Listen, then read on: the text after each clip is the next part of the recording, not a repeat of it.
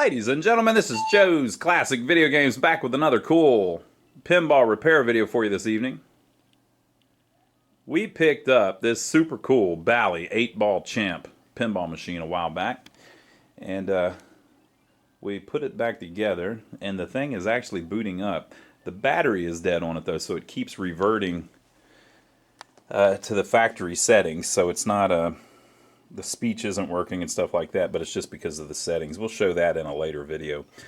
But we wanted to do a video where we worked on the Playfield first. So basically when we got this in, there was a fuse blown, we replaced the fuse, and we got it to come back up. But like I said, the MPU itself needs the battery replaced.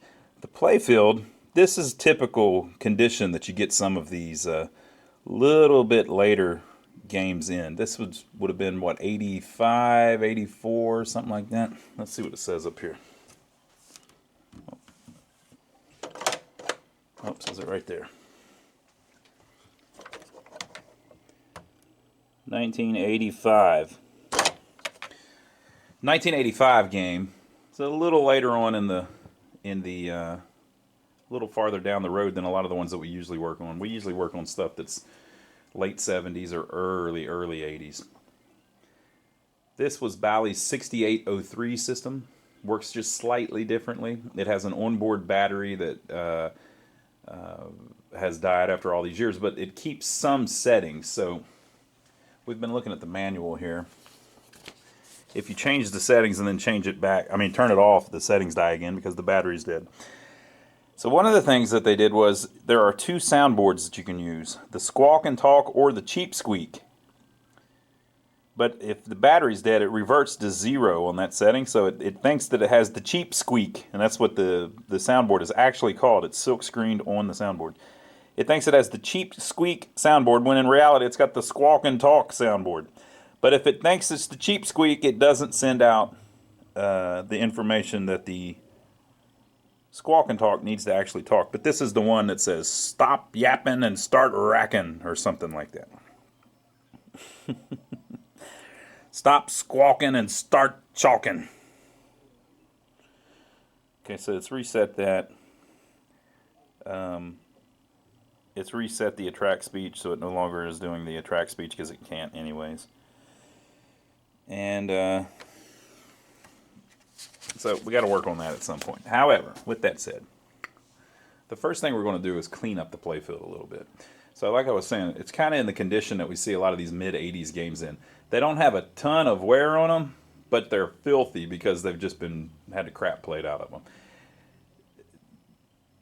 I think they had changed the way they do the playfields a little bit or something by this point, because the playfields seem to hold up better than the late 70s one. Let me show you an example. This is a 1985. This is a pool theme. So they probably played the heck out of this thing. Now there's only 1,500 of them. If you remember, Bally did 8-ball. Most famous game ever. Let me show you an 8-ball playfield and how it's held up. So we actually have an 8-ball on our wall here that came out of a parted out machine, and the playfield's pretty rough, and we turned it into like a light. It has a bunch of lights in it and stuff. But it's been hanging on our wall forever. You can see that it's just heavily worn, gets a lot of play, a lot of paint missing.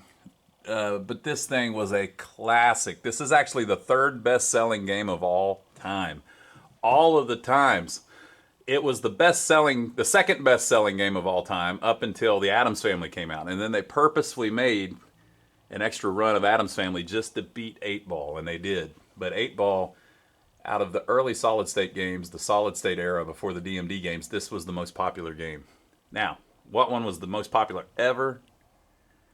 It was from the 30s. It's this game called Ballyhoo, which was just a much simpler game from way back in the day, back before they even had flippers or anything like that. It wasn't even powered, I don't believe. It just was a much simpler game, but they sold a ton of those things. So Ballyhoo was the most successful game ever. 8-ball then was the second most successful after that, and then finally the Addams Family. All three made by Bally, kind of, technically. Bally definitely made these two, but the Addams Family was Bally Williams after they had merged, so I guess it depends on who you want to give the credit to, right? So my whole point is these playfields, from the late 70s games got really worn. So this one's actually in decent shape considering. Let me show you a strikes and spares that we've got in that's really worn. It's beeping at us. Okay, so here's the strikes and spares that we're going to work on. This thing, lots of paint loss.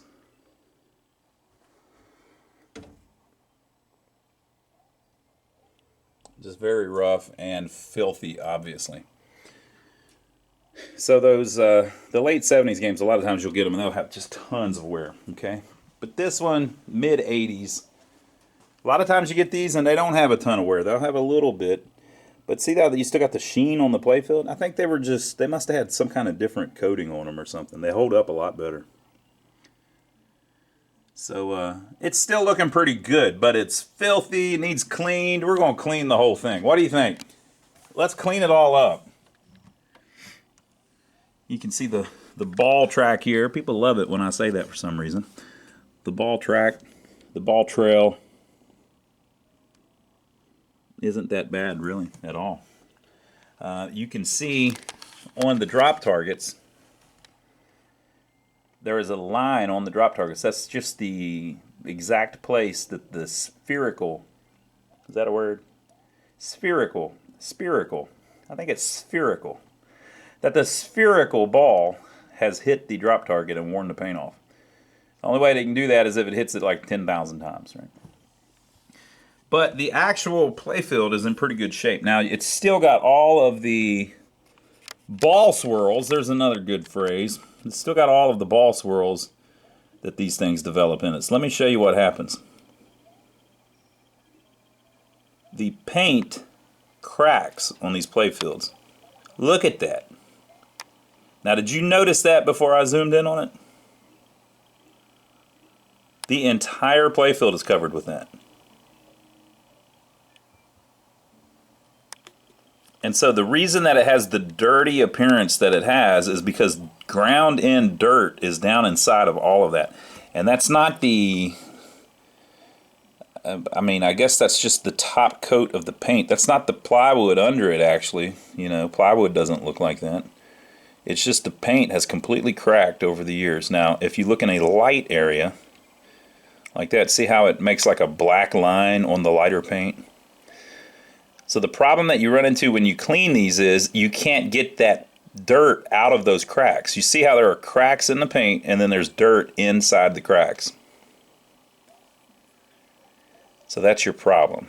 Now the way you can fix that, at least reasonably so, not 100%, but the way you can fix that is you take a magic eraser, like the Mr. Clean magic eraser. It doesn't have to be the name brand one. You can get the cheap Chinese ones. You take a magic eraser and go to town on that thing, and it's basically like sandpaper. So the stuff is so fine, that foam, that it will get down inside of those cracks and remove some of that dirt.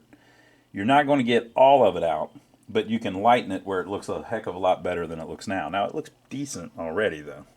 Okay, so I'll show you again. We'll zoom in on this number 10 ball, and then we'll let Joe do it, and we'll see if he gets it clean at all. Okay? So this is what we're starting with. Whoop, too far. That's what we're starting with. Okay, now you don't have to get it perfectly clean because it's kind of an illusion. So from up here, so if I got this camera up where my head is, that's how it looks. You can't see those little cracks in the paint, and you wouldn't even look at it. You're looking at the whole. Look, there's a light over there. Ooh, look at the, you know, look at the sign. Look at the target flickering. You know. So your goal isn't to make it look brand new, because it's never going to look brand new again. Your goal is to just make it look presentable to the eye. It already looks fairly presentable, but we need to clean it up. So this is what we're starting with. I'm going to have Joe come in and scrub it, and then wax it, and then put it all back together with all new rings. There's no real heavy wear. There is some wear around some of the inserts.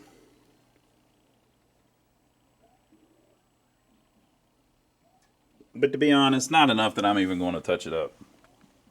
It's a nice presentable look. It's from 1985, people. It's almost 40 years old. This is how it's supposed to look. But we can certainly make those rubber rings look new.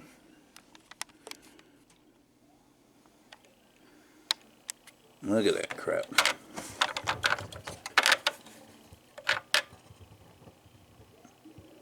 This is real typical. This is what they kind of look like whenever you get them in.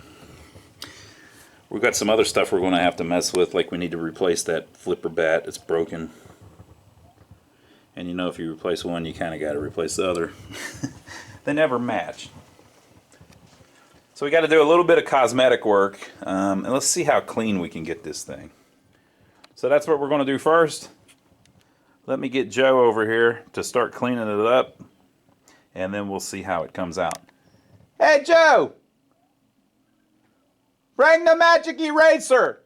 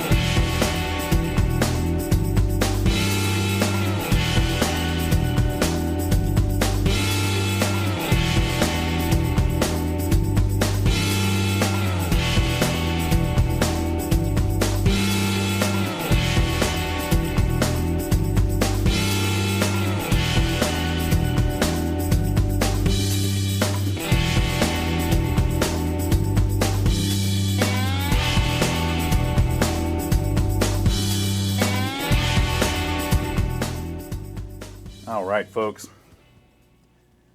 So he cleaned it up. We haven't messed with the light bulbs yet that are under the playfield.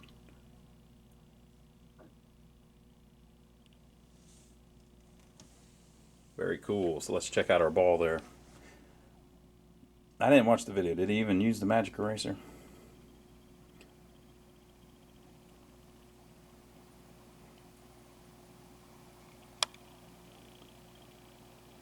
You can see that it's still got some of the dirt. It's a little better though. I don't think he went too heavy with it though.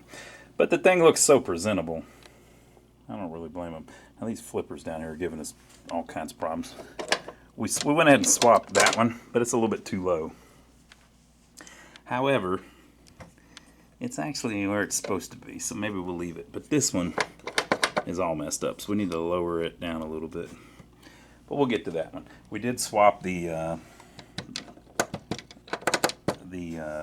shoe on that one. Is it the shoe? I think it's the shoe. So other than that, it's getting there. What a beautiful playfield. I just like it. I think it's cool. I like how they try to go classy with it. And make it old English. He didn't mess with the drop targets yet, but he re-inked in the EIGHT. They were all screwed up.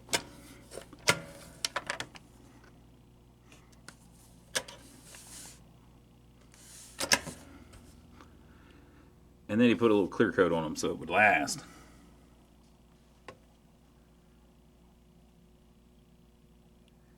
Fantastic. I like it. So now that it's like that, we can play it. However, the thing, I don't believe it will. These have a little problem that we'll get into in another video. So I can put credits on it even. This was the Bally 6803 system. And I think it's telling me it's got credits. I just slammed it. It just reset it because I slammed the door. There went my credits. The battery's dead. It might have saved them. These have an issue where there's a bunch of settings that it saves on the board. Like, it'll be something like 1 credit, or 1 coin equals 1 credit. And it saves that as a setting. But when the battery dies, what happens is the RAM chip on the board that saves all that information gets a bunch of just nonsense loaded into it. So sometimes it will load letters into the I am not a software guy, so you will laugh at this, but it's just the truth. It will load letters into the thing. So it'll say like C1 equals 1 credit instead of O1 equals 1 credit.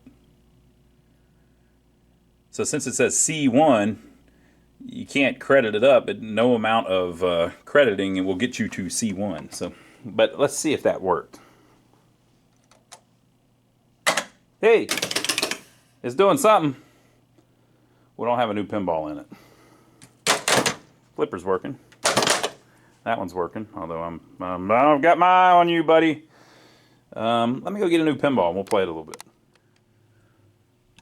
All right, I had the sound turned down. I turned it back up. One of the things is whenever that battery dies, it like I mentioned earlier, it resets it from having a squawk and talk in it to a sounds good or a cheap squeak or something like that. So the sounds aren't right because it doesn't even know what soundboard's in the game. But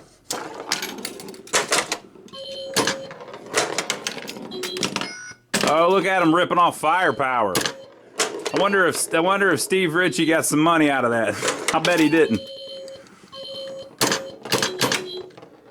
That's the firepower shot. Very cool. Yeah, this that right flipper is sticking, but it's a mechanical thing. Drop targets aren't dropping right. So we still got plenty to work on, people.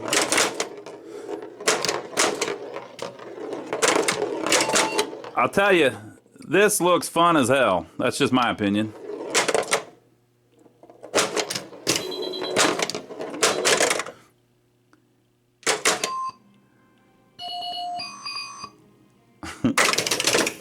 It has all the signs set to chimes. Look how they have the little shooter gauge too, where you can see the ball. That's pretty cool. Okay, so yeah, we still got a lot of work to do, folks. We got to work on all the electronics. We've got to do all of the little adjustments on the board and on the playfield. We still got a little bit of cosmetic stuff to do, but we'll do that in our next video. What do you think about that? So make sure to give us a thumbs up for taking the trouble to take the time to film this for you. We didn't have to do that. Why, thank you, thing. We didn't have to do that, but we did anyway. It's because we care so much about you. All 52,000 of you. That's right, there's 52,000 of you now. It's amazing. Can't even believe it.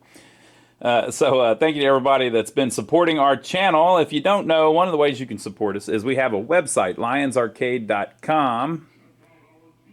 Check out our t-shirts on our website. I don't know if you can hear it, but there's a Gauntlet arcade game in the background, and he keeps saying, check out our t-shirts. So if you go on our website to the parts page, yes, we do have t-shirts on there, but also we have a lot of links to things that we use in our repair videos and stuff, like, for instance, the wax Joey was using earlier, things like that. So you can check that out on our website. There's a parts page at the top. If you click any of those links, most of them take you to Amazon. Now, if you go to Amazon and buy anything, it doesn't have to be the wax or whatever. It could be a mobile home. I think they sell trailers on there now. If you buy anything on there, it gives us a percentage of what you bought. Earlier today, I was looking, and someone bought a computer, which is significant. You don't have to buy anything that big, but whoever did, thank you. And then they came back later, and somebody bought a sump pump. I never thought that I would be getting a percentage of someone's sump pump purchase, but such is the magic of YouTube. So thank you to whoever it was. I hope your sump pump is working good for you. The first time I ever had one of those was when I was a kid. We had a house, and there was a little, the basement was all screwed up and nasty and moldy and everything. And there was a finished room down there, and we moved in, and that room had mold and crap on it. And I can remember my dad saying, yeah, well, we need a sump pump. And so he got one, and we put it over there in the corner and dried up the whole basement. It's pretty cool. So anyway, off of that tangent, we appreciate everybody that's been doing that. Thank you very much. And last but not least, don't forget to check out my brother, Donnie. My brother has his own channel here on YouTube. And he's always working on vintage cars and trucks and stuff, if you like the vintage. And then also, sometimes we've been doing videos where we work on a couple buildings that we own that we're renovating. So go check that out. I'm over there with them a lot of the time, and a fun time is had by all. So I hope you enjoyed it so far. What do you think? Leave your comments below. What do you think about the playfield? I think it looks fantastic. Very well designed. I like how they kind of divided into areas with the artwork. I just think they did a good job on it. Good looking playfield. But we'll get more into it on the next video, and we'll start working on some of these electronics. See you then.